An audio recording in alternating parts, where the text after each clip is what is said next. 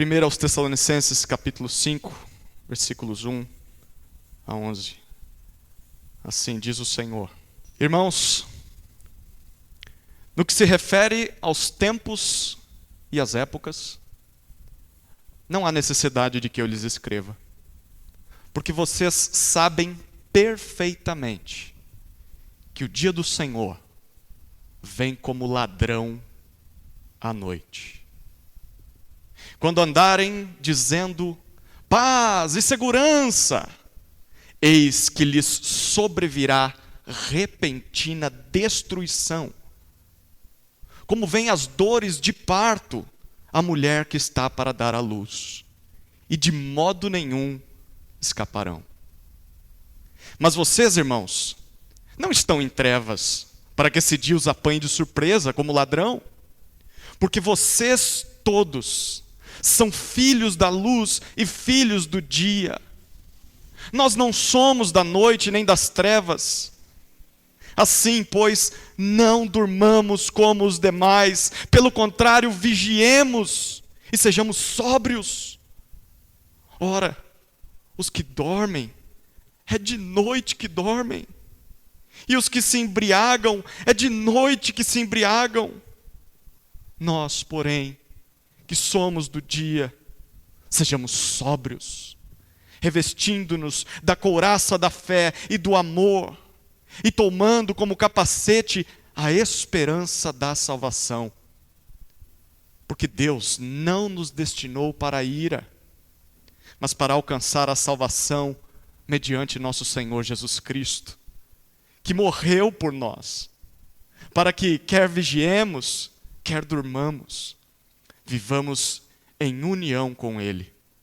Portanto, consolem uns aos outros e edifiquem-se mutuamente, como vocês têm feito até agora. Amém? Quais os primeiros pensamentos que te vêm à mente quando você ouve a expressão o dia do Senhor? O que significa o dia do Senhor?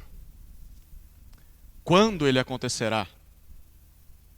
O que é que isso representa? Como ele chegará? O que é que vai acontecer antes do dia do Senhor? O que é que vai acontecer no dia do Senhor? O que acontece depois do dia do Senhor? E como isso nos afeta? Bom, essa expressão foi utilizada 19 vezes no Antigo Testamento para se referir a um dia em que o próprio Deus iria visitar o seu povo. Deus em pessoa. Nesse dia, Deus iria trazer juízo contra todo o pecado e todo o mal. Ao mesmo tempo, Deus também ia salvar o seu povo e iria recomeçar todas as coisas. Um dia em que Deus daria início ao seu reino eterno sobre toda a criação. Quando nós lemos o Novo Testamento, as repetições diminuem, apenas 5 ocorrências, e esse texto é uma dessas 5.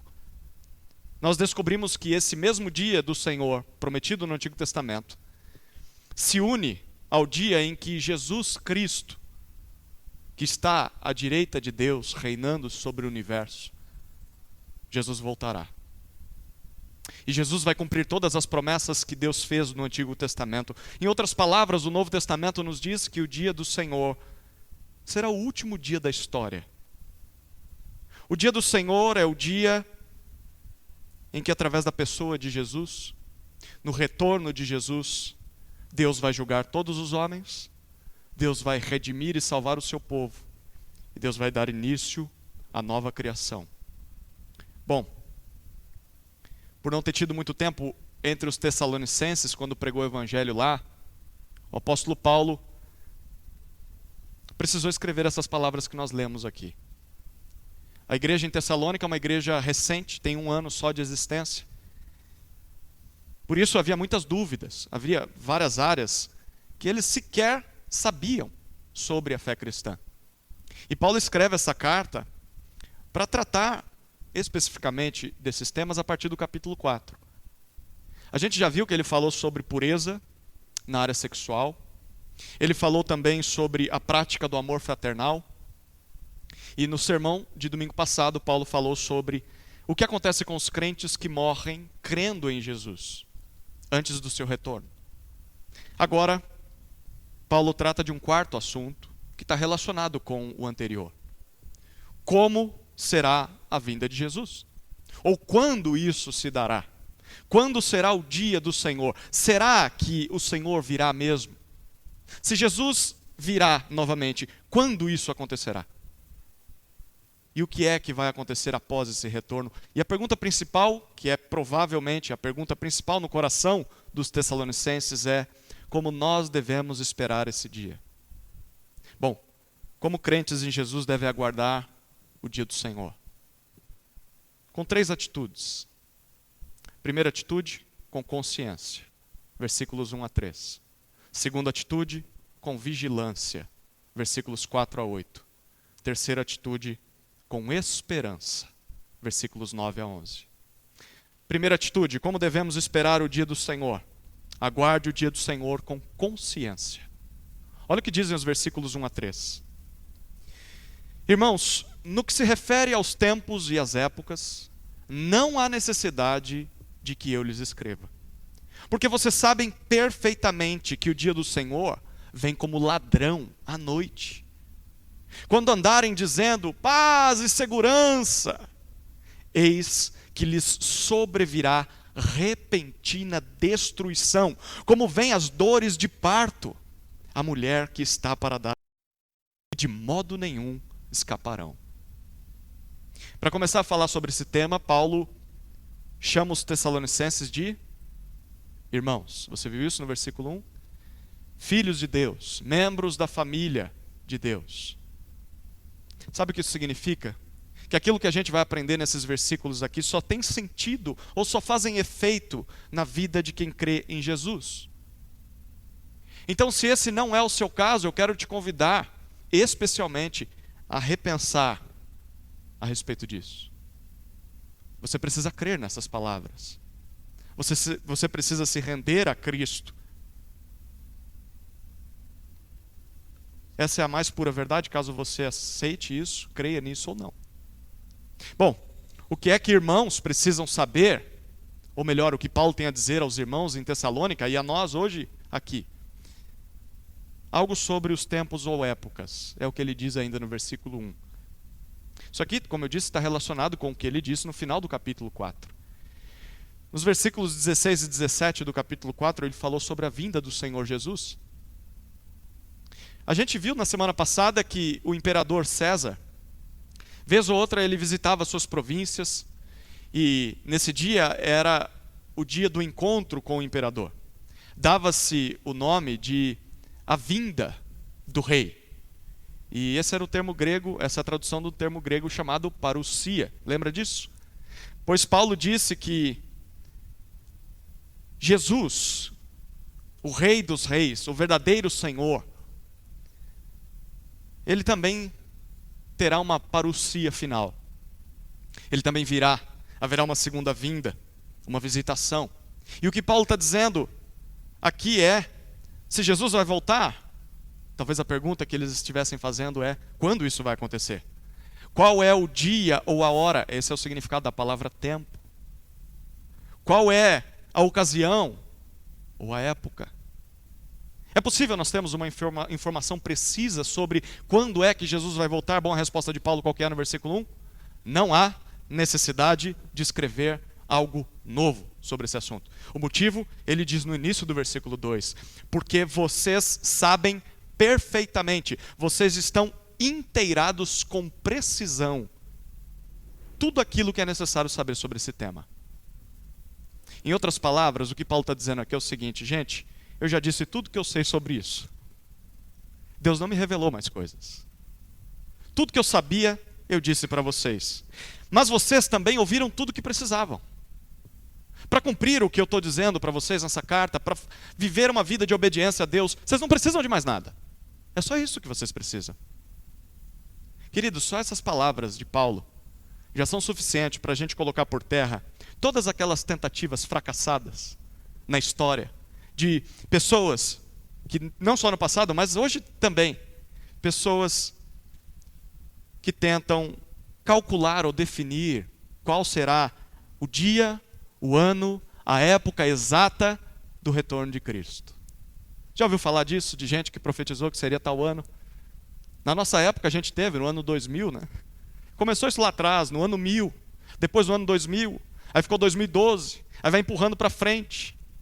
Tem outras seitas que dizem, olha, Jesus já voltou. E Paulo está dizendo, não.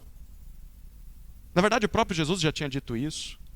Quando, no começo do livro de Atos, os discípulos perguntam se, quando o Espírito Santo descesse, era o dia em que Deus iria restaurar o reino a Israel. Jesus disse em Atos 1,7, não cabe a vocês conhecer os tempos ou épocas que o Pai fixou pela sua própria autoridade. Queridos, isso significa que Deus simplesmente não quis revelar aos homens quando é que o seu Filho vai voltar. E nós devemos nos submeter à vontade de Deus, ponto final. Então, tem duas aplicações aqui. A primeira é para você que está buscando encontrar essa data. Olha, desista. Não perca seu tempo.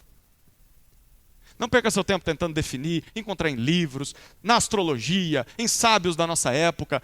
É inútil, porque se fosse possível descobrir, Paulo teria dito. Concentre-se mais naquilo que Deus revelou. Concentre-se em conhecer a palavra de Deus, em ouvir e crer nessa palavra, em obedecer aquilo que está claro. Mas tem uma segunda aplicação aqui. Não acredite naqueles que afirmam saber com precisão quando será o retorno de Cristo. Tem gente que até define uma data, seja futura, teve gente que definiu uma data no passado. Essas pessoas que dizem com arrogância, eu sei o dia que Jesus vai voltar. Essas pessoas não passam de charlatões. São falsos profetas. São mentirosos. E por que eles são tudo isso? Porque Deus não revelou a data. Deus não revelou a hora exata. Se Deus não revelou nem aos apóstolos, que dirá as pessoas de nossa época? Não acredite nessas pessoas. Principalmente nesses vídeos de YouTube. Tem um detalhe aqui. Apesar de não ter nada novo a escrever à igreja, Paulo diz, eu não tenho nada para escrever sobre isso. Mas ele vai repetir as mesmas informações que a igreja já sabia. Algo que ele já tinha dito para eles quando estava entre eles.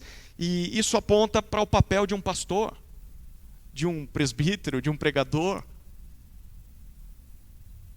O papel de um pastor não é criar algo novo. O pastor não é chamado a ser criativo quanto ao conteúdo da mensagem. O papel de um pastor é apenas repetir as velhas verdades da palavra de Deus.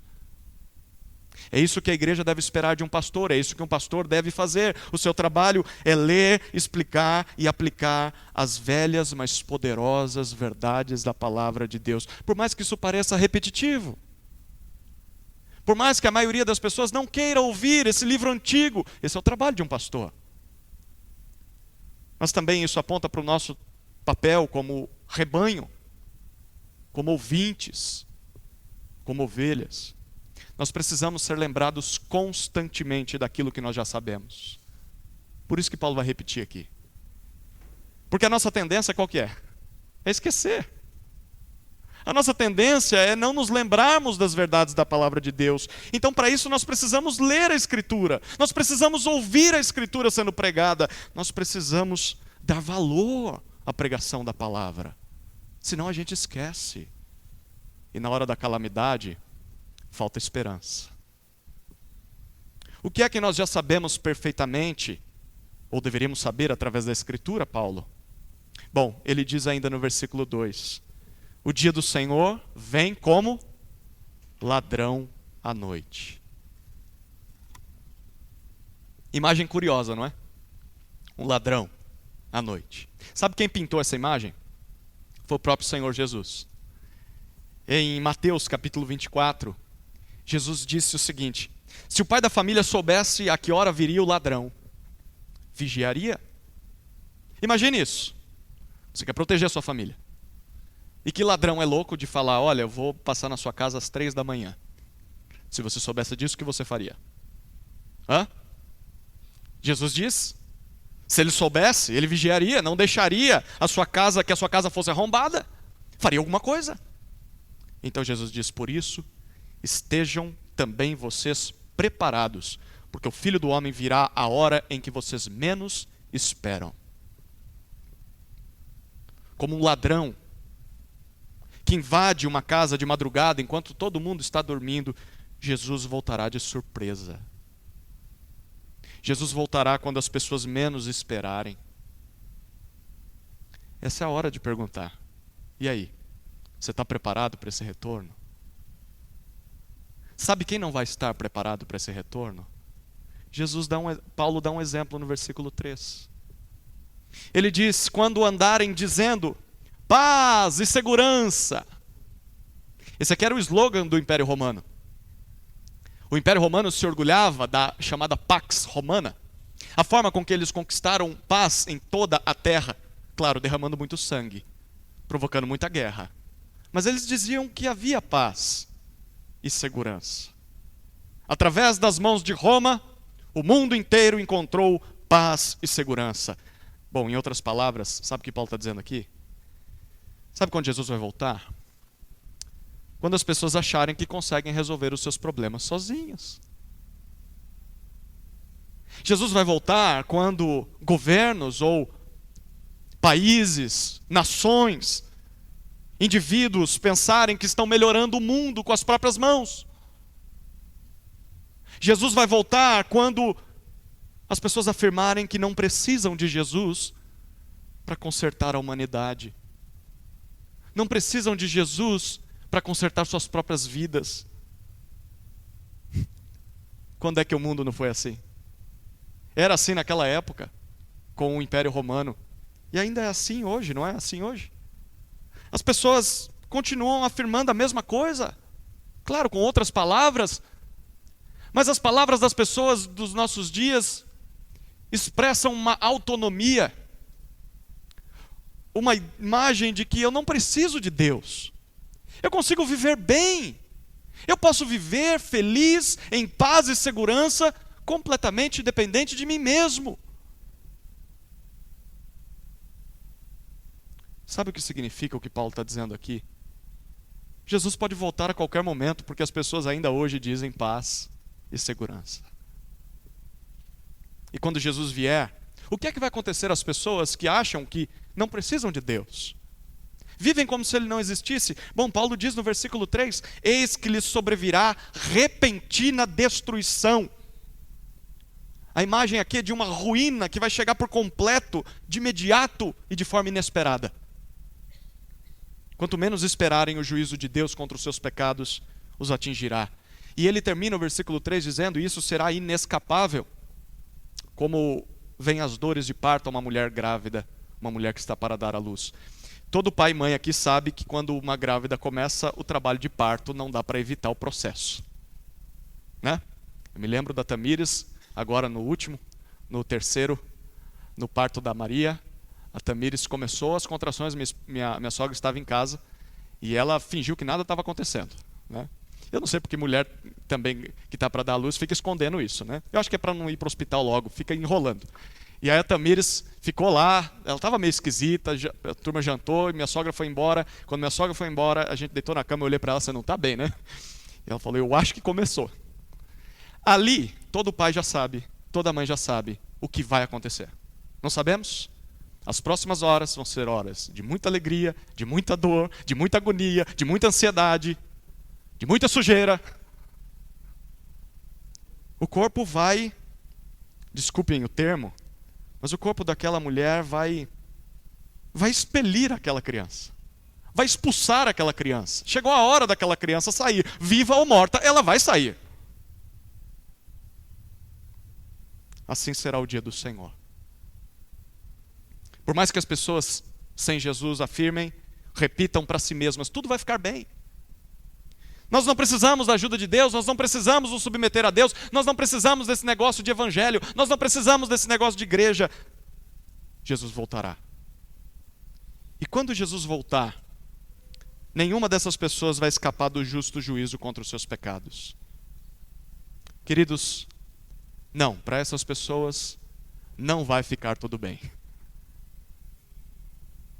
Se você não se render a Jesus hoje, se você não se arrepender dos seus pecados e crer em Jesus, ao invés de melhorar, as coisas só vão piorar, por mais que você negue isso. Você vai ser castigado por toda a eternidade no fogo do inferno, porque você rejeitou o Criador santo, justo e eterno. Não tem como escapar desse dia. Nesse dia não haverá tempo para arrependimento. Vai ser tarde demais.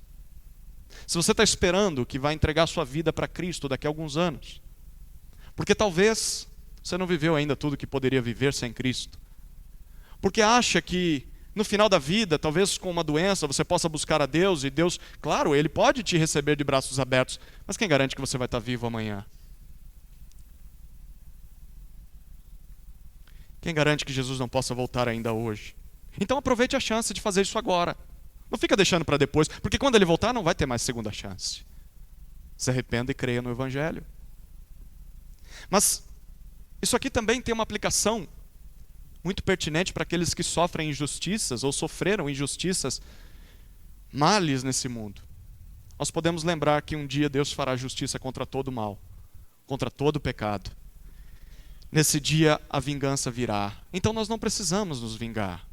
Nós não precisamos fazer vingança, juízo com as próprias mãos. É só esperar. O dia do Senhor virá como um ladrão, trazendo repentina destruição. E ninguém vai escapar. Como crentes em Jesus devem aguardar o dia do Senhor? Bom, devem aguardar o dia do Senhor com consciência.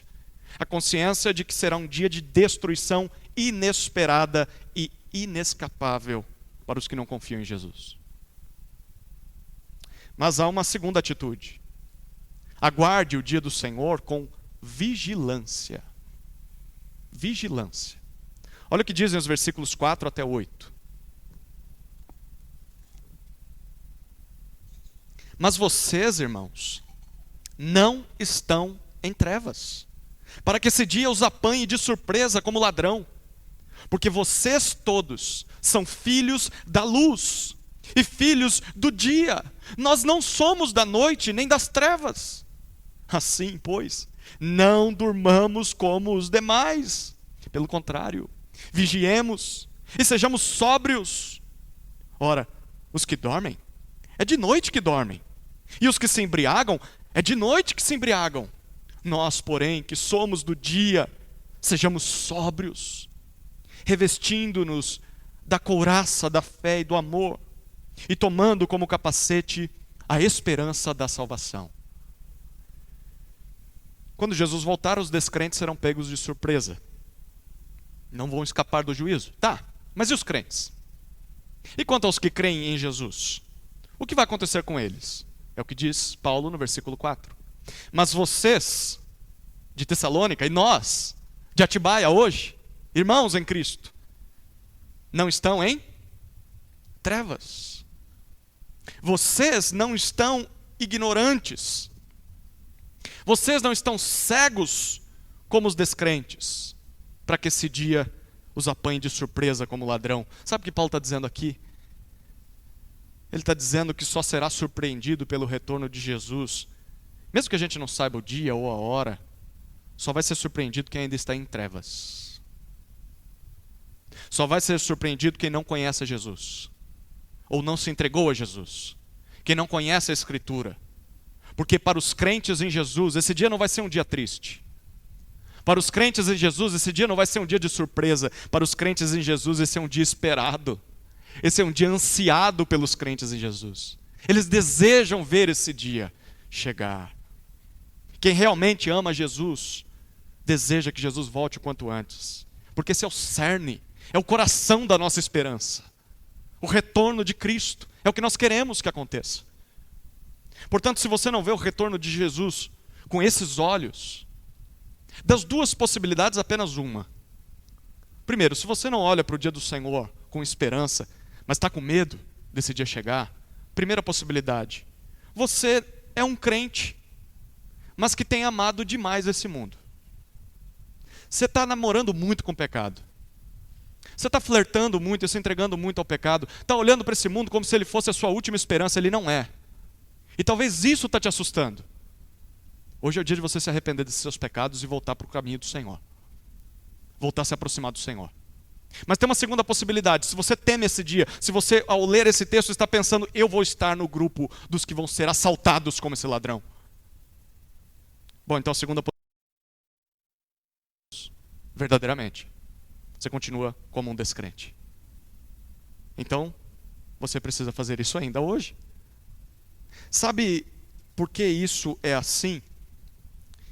Por causa da nossa identidade. No versículo 5, o apóstolo Paulo descreve a identidade dos crentes em Jesus de duas formas, uma positiva e uma negativa. Perceba, ele diz quem nós somos por crer em Jesus. Nós somos filhos da luz e do dia. E em segundo lugar, ele diz quem nós não somos mais. Não somos mais da noite ou das trevas.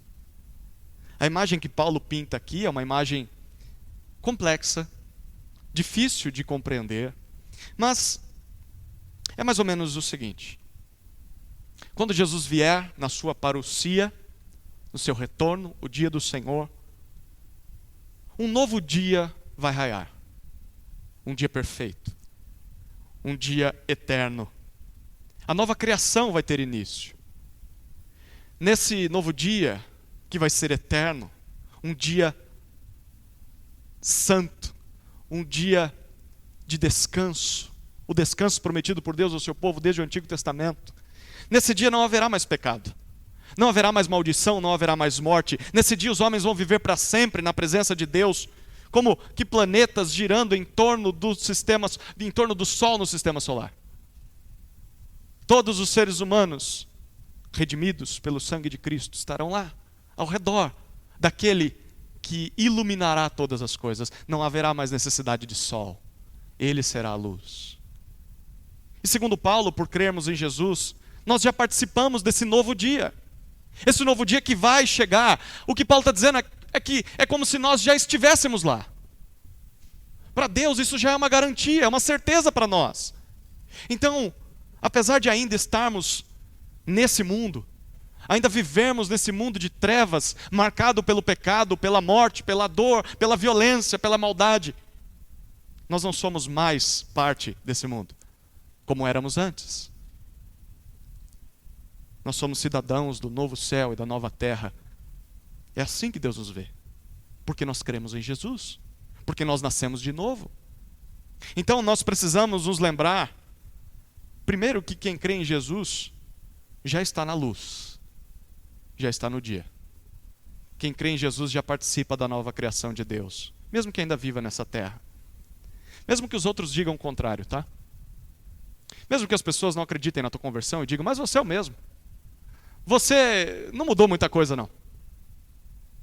Mesmo que Satanás nos tente confundir, colocando coisa na mídia, colocando coisa em algumas igrejas que não são igrejas, e a gente fica com dúvida, será mesmo? Será que Jesus vai voltar? Será que tudo isso é verdade? Será que eu não estou numa grande ilusão?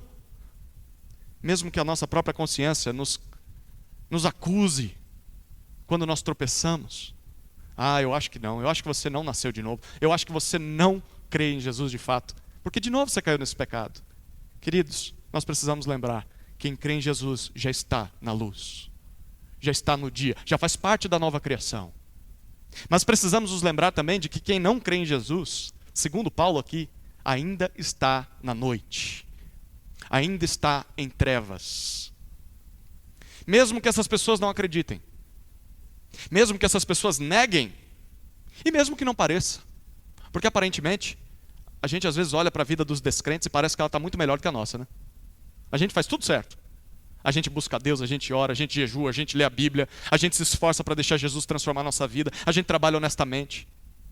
E aí uma pessoa que faz tudo errado, que passa a perna em todo mundo no trabalho, que é desonesta, é sem vergonha, é imoral, é mau caráter, ela prospera.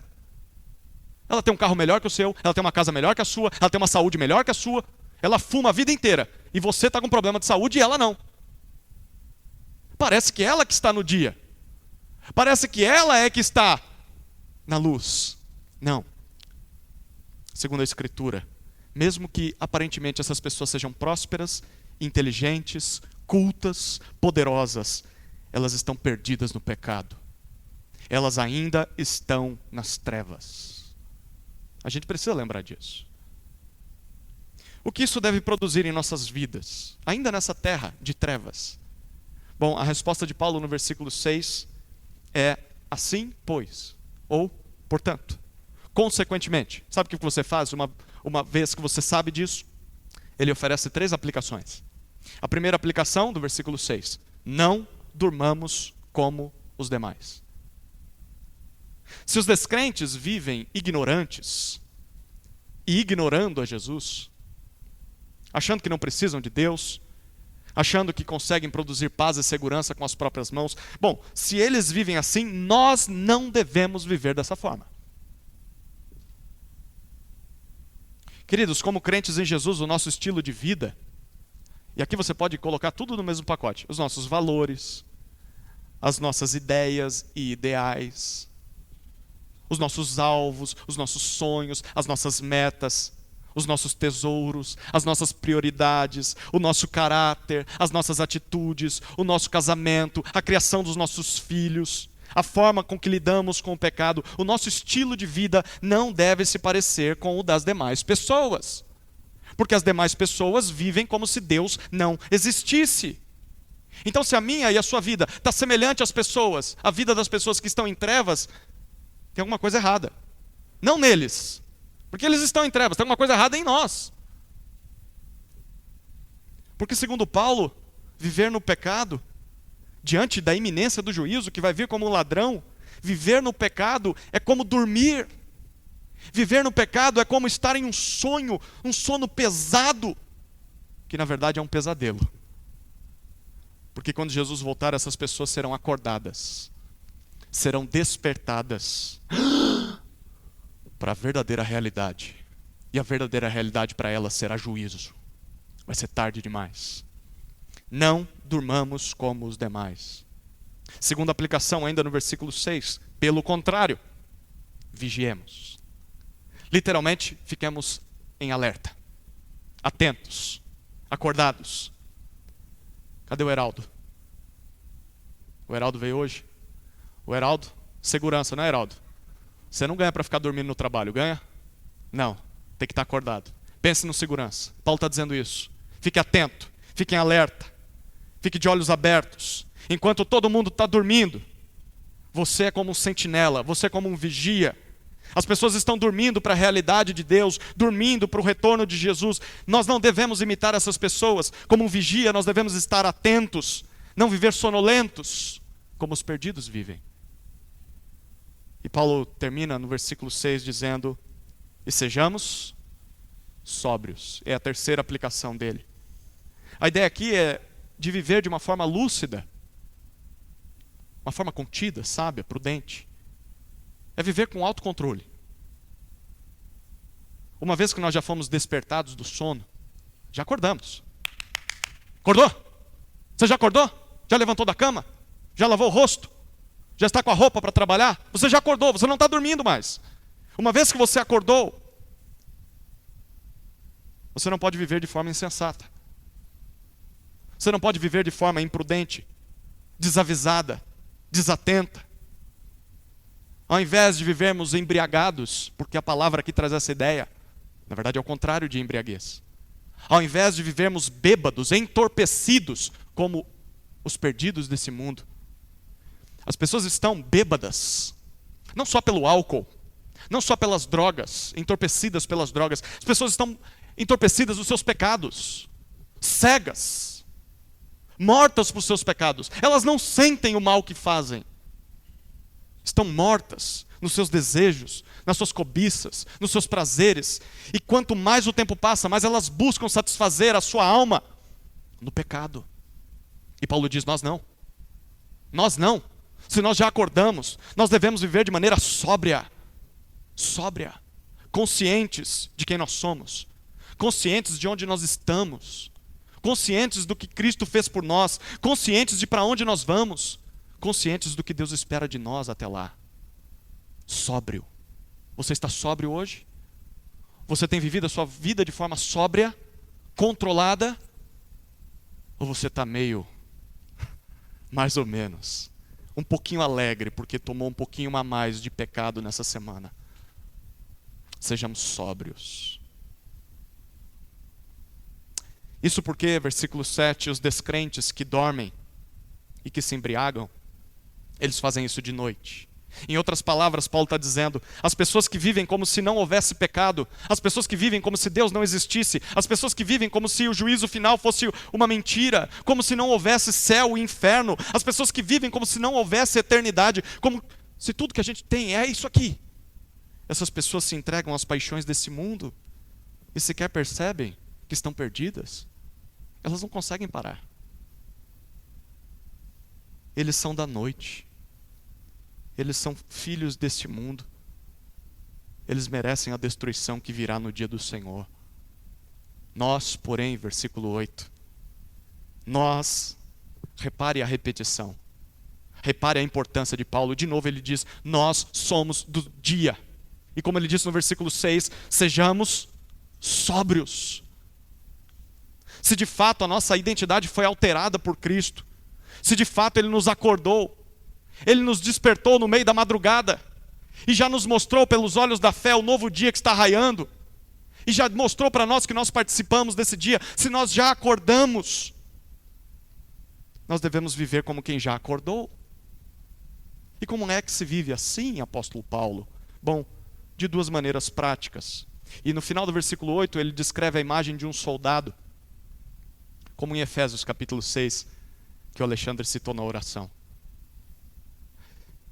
Ele diz no versículo 8, revestindo-nos da couraça, a couraça é o que protegia o tórax, da fé e do amor, e tomando como capacete a esperança da salvação. Isso aqui tem dois significados bem práticos para nós. O primeiro significado é que após crermos em Jesus, a vida nesse mundo vai ser como uma batalha. Após crermos em Jesus, a vida nesse mundo é como uma batalha espiritual. É que você vai sair brigando com a sua mãe, com o seu pai. Não deveria fazer isso. Mas é espiritual. Nós não podemos nos iludir. Sejamos sóbrios. Não podemos viver desatentos. Pense comigo, se Jesus nos libertou das trevas, nos libertou da escravidão ao pecado, mas as pessoas nesse mundo ainda estão nas trevas, elas ainda estão sob a vontade de Satanás como nós estávamos. Você acha que o diabo vai lidar com isso de maneira tranquila? Ah, é só mais um que eu perdi. Você acha que é assim que ele vai lidar? Não! O diabo e seus demônios, eles vão fazer de tudo para que a gente retroceda, para que a gente volte àquela velha vida de pecado, volte à velha vida de quem está dormindo. Ele vai fazer de tudo para que a gente peque, para que a gente dê mau testemunho de Jesus para as pessoas. Ele vai fazer de tudo para que a gente não cumpra a vontade de Deus nessa terra, para que a gente viva distraído, fazendo a igreja dos sonhos, ignorando o que a Escritura diz, cumprindo o ministério dos sonhos, fazendo uma missão que Jesus nunca mandou a gente fazer, ignorando o que a Escritura está dizendo claramente. Satanás vai querer que a gente se desvie do foco, mesmo buscando a Deus. Por isso, sempre a gente deve ir para as Escrituras. Satanás vai fazer de tudo para que a gente não anuncie o Evangelho, não faça discípulos, não liberte pessoas do pecado, das garras de Satanás. Mas há um segundo significado, além de, após crermos em Jesus, a vida é uma batalha. O segundo significado é que a forma de nos protegermos contra esses ataques vai ser uma fórmula bem simples. É através de uma vida de fé, amor e esperança. Opa, a gente já viu essas três palavrinhas nessa carta, não viu? Bom, o apóstolo Paulo já tinha dito isso lá no capítulo 1, versículo 3. Essas são as marcas de um verdadeiro cristão. As marcas de alguém que realmente crê em Jesus. Alguém que crê em Jesus, crê na Escritura, desenvolve fé, a couraça da fé. Alguém que busca conhecer cada vez mais o que Deus diz. Alguém que crê naquilo que ouve da Escritura.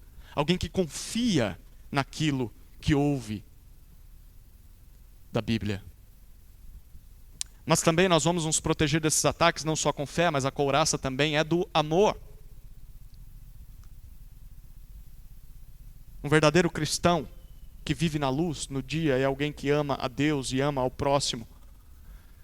Meu querido irmão, minha querida irmã, você não vai estar preparado para o dia do Senhor se você não congrega. Você não vai estar preparado se você não está perto dos seus irmãos. Como é que você consegue amar o próximo se você não está perto do próximo? Se você não serve o seu irmão, se você não faz discípulos, se você não investe na vida de pessoas.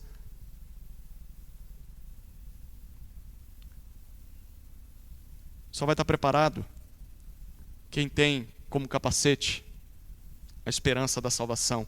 Quem tem os olhos fixos na eternidade. Alguém que não olha apenas para os prazeres e para as oportunidades desse mundo, mas alguém que também não desanima diante das lutas e sofrimentos dessa terra. É alguém que está olhando lá para a eternidade. É para lá que eu vou. Isso aqui pode me ferir, sim, eu vou chorar, vai doer, mas é para lá que eu estou indo. E eu não posso esquecer disso, porque senão eu volto a viver nas trevas. Como é que crentes devem aguardar o dia do Senhor? Com vigilância. Essa é a segunda atitude. Cultivando de forma sóbria e junto com uma igreja local a sua fé, o seu amor e a sua esperança. Se a gente não tiver isso, a gente vai voltar para a vida de trevas. Terceira atitude. Aguarde o dia do Senhor com esperança. Esperança. Versículos 9 até 11.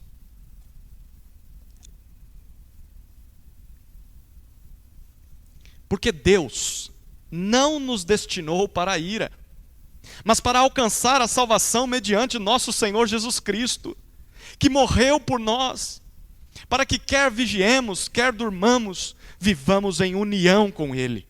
Portanto, consolem uns aos outros e edifiquem-se mutuamente, como vocês têm feito até agora. O que nós vimos até agora? Nós devemos aguardar o dia do Senhor com consciência de que vai ser um dia de juízo, inescapável, repentino aos descrentes. Mas também vai ser um dia de salvação. Nós devemos esperar esse dia com vigilância, em segundo lugar. Porque nós fazemos parte do novo dia. Fazemos parte da luz que vai brilhar por toda a eternidade. A pergunta é por que nós faríamos isso? É o que Paulo começa a descrever no versículo 9. Por causa do nosso chamado. Olha o que ele diz no 9. Porque Deus não nos destinou para a ira. Deus não nos escolheu. Deus não nos estabeleceu para a ira, mas para alcançar a salvação mediante nosso Senhor Jesus Cristo. Paulo aqui está afirmando pelo menos 3 coisas. Primeira afirmação de Paulo. Deus nos escolheu. Deus nos chamou. Paulo já disse isso lá no capítulo 1, versículo 4. E ele também repetiu isso no capítulo 4, versículo 7. É a terceira vez que Paulo diz, Deus chamou, Deus escolheu, Deus destinou os crentes em Jesus. Mesmo sem merecermos, mesmo sem termos qualquer mérito diante de Deus, por pura graça, Ele se revelou a nós e Ele nos chamou. É por isso que nós deveríamos viver em vigilância. É por isso que deveríamos viver em sobriedade. É uma forma de gratidão. É uma forma de lealdade àquele que nos amou primeiro. Ele nos chamou. Mas há um segundo significado aqui. Deus nos libertou da ira. É o que Paulo diz. Deus não nos chamou ou não nos destinou para a ira. A ira é o que nós lemos no versículo 3.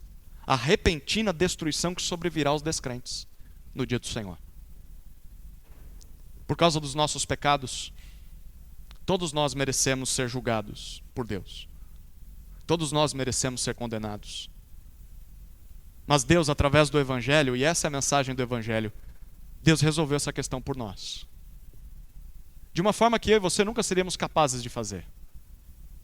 Na cruz, Jesus Cristo assumiu sobre si todo o castigo que nós merecíamos, para que nós pudéssemos experimentar o perdão do Deus Pai. Através de Jesus nós herdamos, Ele toma sobre si o nosso castigo, e depois disso Ele nos dá tudo aquilo que Ele merece. Ele nos substitui. Nós recebemos redenção, não merecíamos. Nós recebemos amor de Deus, não merecíamos. Nós recebemos filiação, somos chamados filhos de Deus, só Ele era filho de Deus, e Ele passa isso para nós. Nós não merecíamos paz com Deus, mas nós temos paz com Deus. Nós não merecíamos ter comunhão com Deus e nós temos comunhão com Deus por causa do que Jesus fez. Tem um alerta aqui. O alerta para mim e para você é que essa é a única forma criada por Deus e oferecida por Ele aos homens para que o ser humano pecador escape da ira de Deus. O dia do juízo virá, mas não tem outra saída. Para você escapar desse juízo, não é a religião que vai te fazer escapar, não são as boas obras, não é uma vida correta, porque talvez você ache que seja isso, não é ter uma vida de ética e de caráter, de moral acima dos demais, melhor do que a maioria da população, não é ter uma vida de bons costumes, vir para a igreja todo domingo, não é ter boa educação. O que vai te livrar da ira não é o poder ou as riquezas que você está buscando conquistar nesse mundo, não é porque você ajuda os outros e dá sopa para mendigo que você vai escapar da ira de Deus. Não é porque você serve em algum ministério, não é porque você é membro de uma igreja local. O que vai te fazer escapar da ira de Deus é crer no Evangelho. É só o Evangelho de Jesus que liberta pessoas da ira. Você deve fazer isso quanto antes, enquanto ainda há tempo, enquanto ainda há esperança. Mesmo que você talvez já seja um membro de igreja. Não é isso aqui que vai te salvar, não. É Jesus apenas. Em terceiro lugar, o que Paulo está afirmando aqui é que Deus não só nos escolheu e não só nos libertou da ira, mas Deus nos destinou para a salvação. Por causa do que Jesus fez, além de sermos libertos do juízo final, Deus ainda nos oferece a eternidade ao seu lado. E isso é graça. Isso é graça. Para nós, os que creem em Jesus, o melhor dessa vida ainda está por vir. Já parou para pensar nisso? Isso aqui não é frase de coach, não, tá? O melhor está por vir. Isso aqui é Bíblia. Para pensar, se já é bom crer em Jesus, e eu sei que há momentos difíceis na vida cristã, mas há momentos de tanta alegria, não há? Momentos assim que é como se você levitasse, é como se você estivesse subindo ao céu. É bom crer em Jesus nessa terra, fazer parte da sua igreja. Nós recebemos amor, carinho, encontramos uma família, talvez algo que não tenhamos. Encontramos filhos, pais, avós, mães, netos. Nós encontramos direção. É prazeroso fazer parte do povo de Deus. Mas ainda assim, nós estamos presos a esse corpo de pecado, esse corpo mortal. Ainda assim tem coisas que fazem como que sentíssemos um amargo na boca. Imagine o que nos aguarda após o retorno de Cristo. Bom, quando Jesus vier, nós viveremos para sempre ao seu lado, nós o veremos face a face. Deixa eu dizer, você não vai precisar mais de um pregador, não. Eu não vou precisar mais pregar. Nós vamos ouvir o próprio Senhor falando conosco. Nesse dia você não vai mais sentir dor, choro. Ele vai te dar um novo corpo. Um corpo renovado. Um corpo glorificado, sem os efeitos do pecado. Já parou para pensar o que seria meia hora sem tentação ao pecado? Qual o potencial que nós temos? Sem ficar pensando, eu não posso fazer tudo que eu quero, eu não posso fazer tudo que eu quero, porque se eu fizer pecado, você vai ser liberto disso. Você só vai ter olhos e pensamentos e atitudes para Deus. Liberdade. Você não vai mais sofrer com dores. Não vai precisar mais tomar remédio. Não vai precisar mais fazer exame. Passar por cirurgia. Mancar. Você vai ser liberto da morte. Nós não vamos mais chorar em velórios. Nós não vamos mais ter que sepultar pessoas. E nós vamos estar em uma nova criação, uma criação perfeita. É para essa salvação que nós somos destinados, queridos. É para lá que nós devemos olhar. Nós somos destinados para a salvação, não para a ira. E no versículo 10, Paulo descreve com mais detalhes a obra do nosso Senhor Jesus Cristo. Porque ele falou isso no final do versículo 9. Ele falou sobre Jesus, por meio de quem nós recebemos salvação. E no versículo 10 ele fala, ele morreu por nós. Para quê? Aí olha para o final do versículo 10. Vivamos em união com Ele. Daqui a pouco a gente olha para o recheio, para o meio. Mas pare para pensar sobre isso. Jesus Cristo morreu e ressuscitou em nosso favor, para que um dia nós também vivamos com Ele eternamente. Mesmo que, agora a gente olha para o meio do versículo 10, mesmo que vigiemos ou durmamos.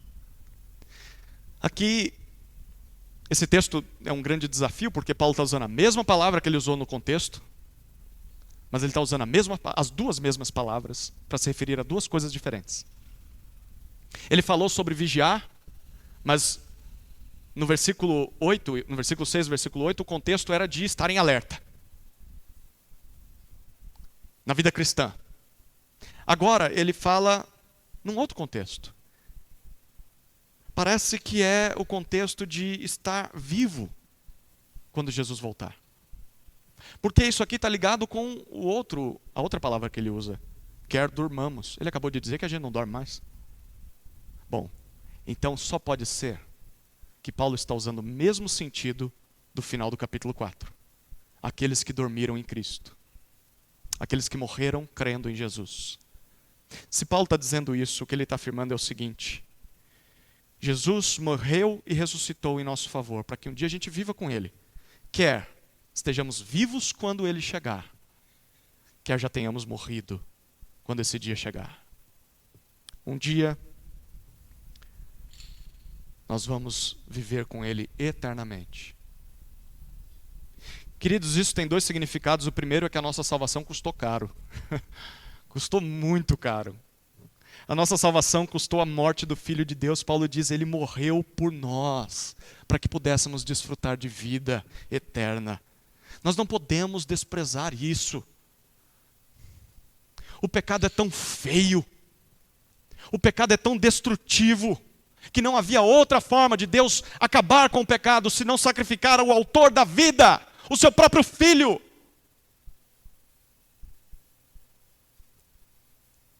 Como nós poderíamos amar o pecado? Como nós poderíamos voltar para aquilo pelo qual o nosso Senhor teve que morrer para vencer? O pecado é horroroso e você deve vê-lo assim.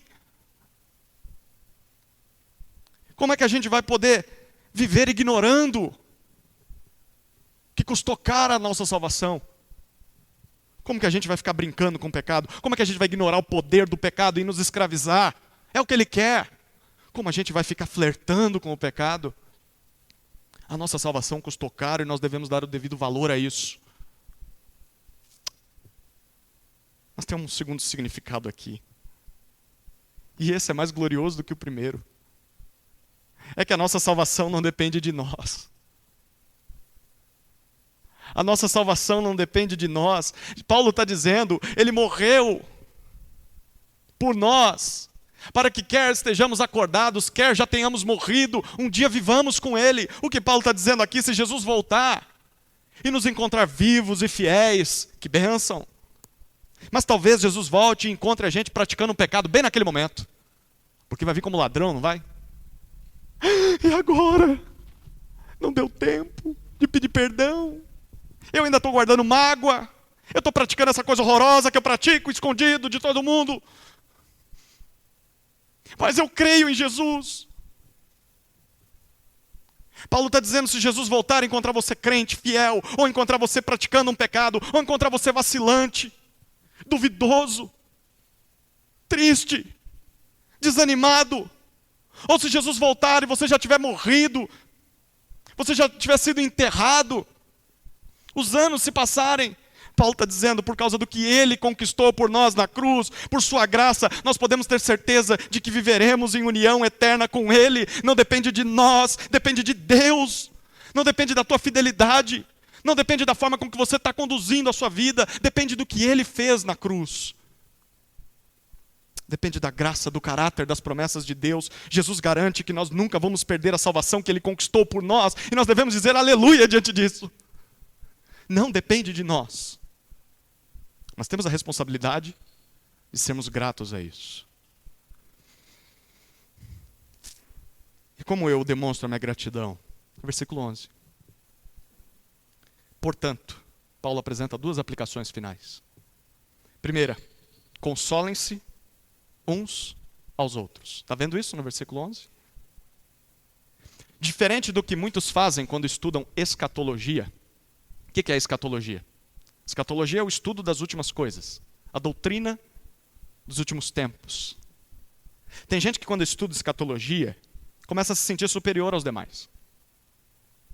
Os outros que não sabem tudo o que ele sabe, que não leram tudo o que ele leu, que não aprenderam tudo o que ele aprendeu. E aí, isso gera briga, gera discussão, gera orgulho. Discussão com os outros irmãos que talvez ou sabem menos ou têm posições diferentes. Eu acho que Jesus vai voltar assim. E o outro diz, eu acho que vai ser assado. E aí começa a brigar. O que Paulo está dizendo ao invés disso? As informações que eu estou dando para vocês, Tessalonicenses, sobre o dia do Senhor, deve aproximá-los uns dos outros. É isso que significa essa palavra que ele usa aqui para consolem-se. É a palavrinha grega parakaleo. Para significa ir ao lado. Kaleo significa chamar. Ele está dizendo, chamem uns aos outros aos seus lados, ao seu lado. Portanto, estejam próximos uns dos outros. Chamem as pessoas para o seu lado. E aí essa palavrinha pode significar várias coisas. Exortar alguém, caso alguém esteja em pecado, desatento, sonolento. Segundo, pode significar ensinar essa pessoa, aconselhar essa pessoa, lembrar aquilo que Deus diz, aquilo que Deus espera dela até que um novo dia surja no horizonte. Essa palavra também pode significar consolar essa pessoa, animar essa pessoa, encorajá-la a prosseguir em obediência a Deus, olhando para a eternidade, mesmo diante dos sofrimentos, mesmo diante das lutas. Portanto, chamem uns aos outros para perto, consolem-se. Mas em segundo lugar, ele aplica, a segunda aplicação, e edifiquem-se mutuamente. Queridos, esse tipo de assunto, sobre as últimas coisas, sobre a segunda vinda de Cristo, não deveria produzir ruptura na igreja, não poderia dividir igrejas, não deveria, mas deveria produzir edificação, crescimento, construção, fortalecimento. Perceba, tem dois detalhes aqui nesse final do versículo 11. O que Paulo diz no versículo 11, portanto, consolem uns aos outros e edifiquem-se mutuamente, como vocês têm feito até agora. Isso é o que Deus espera de todos nós. Mutuamente. Uns aos outros. Deus não espera isso aqui só de pastores e líderes. A gente falou disso semana passada. Deus espera isso sim dos pastores e líderes, mas Deus também espera de todos os crentes. Todos precisamos de consolo. Todos precisamos de edificação. E todos nós também precisamos ir em direção uns dos outros para oferecer isso aos outros. Nós não devemos ficar só esperando receber consolo, esperando receber edificação. Todos, mutuamente. Mas tem um segundo detalhe. Porque o final do versículo 11, Paulo diz que isso é o que nós devemos fazer e continuar fazendo. Nunca parar de fazer. Ele diz, como vocês têm feito até agora. Vocês já estão fazendo, diz Paulo. Mas ainda assim, eu estou descrevendo isso para que vocês continuem fazendo isso. Deus não se contenta com o consolo e com a edificação que nós alcançamos. Deus também não se contenta com o consolo que nós estamos oferecendo para o outro. Deus sempre quer mais. E nós devemos fazer o mesmo. Não nos contentarmos com o nível de vida cristã e de amor ao próximo que a gente tem. Sempre mais. Nunca ache que você consolou o suficiente. Nunca ache que você edificou a igreja de Cristo o suficiente. Não existe aposentadoria no reino de Deus. Tem horas, em momento de luto, e a família está vivendo isso agora, em que a gente fica pensando, mas será que eu vou ligar? Porque eu vou falar o que se eu ligar? Será que eu vou lá na casa da pessoa? Eu não sei nem o que falar lá. Nunca acho que você amou o suficiente. Vai lá. Visite, esteja presente. São manifestações do amor de Deus na vida das pessoas. Só a tua presença. Só uma mensagem de que você lembrou de orar por essa pessoa. Nunca ache que é o suficiente. Continue servindo, continue amando, continue discipulando, continue aconselhando, continue exortando. Continue encorajando as pessoas até o dia do Senhor. É o que a gente tem que fazer. Como crentes em Jesus devem aguardar o dia do Senhor? Com esperança em terceiro lugar. Esperança de que por causa de Jesus esse dia vai consumar a nossa salvação. E a gente tem que lembrar isso mutuamente, todos os dias. Quais os primeiros pensamentos que te vêm à mente quando você ouve a expressão Dia do Senhor? Bom, depois dessa mensagem aqui, que você saia daqui lembrando de que é o último dia da história. O dia em que Jesus virá e através dele Deus irá julgar todos os homens, Deus irá salvar o seu povo, Deus irá consumar a nova criação. E até lá você espera esse dia com consciência de que vai ser um dia de juízo. Você espera esse dia com vigilância, tendo uma vida sóbria de fé, amor e esperança. E você espera esse dia com esperança de que esse dia vai ser o dia da nossa salvação. Diante disso tudo, nós podemos dizer, como Paulo disse no final da carta aos Coríntios, Maranata. Maranata é uma palavra aramaica que significa ora vem, Senhor Jesus. Maranata, Jesus, vem. Amém? Vamos orar. Querido Deus, nós te damos graças pela sua palavra, pelo consolo, conforto, encorajamento e pela direção que ela nos traz. Oramos para que a nossa igreja, Senhor, seja marcada por essas virtudes, como pessoas que vivem de dia e não de noite. E que vivamos, Senhor, cultivando fé, amor e esperança até o dia do seu retorno. E quando esse dia chegar, possamos estar preparados, de braços abertos, ansiosos, como pessoas que disseram todos os dias, é hoje, é hoje. Jesus volta hoje, então eu vou fazer tudo o que Ele quer de mim hoje. E se não for hoje, amanhã que acordemos novamente e digamos, é hoje, é hoje. Que o Senhor nos encontre, Senhor, como pessoas que vivem dessa forma, sóbrias, preparadas para o teu retorno. Em nome de Jesus, amém. Amém.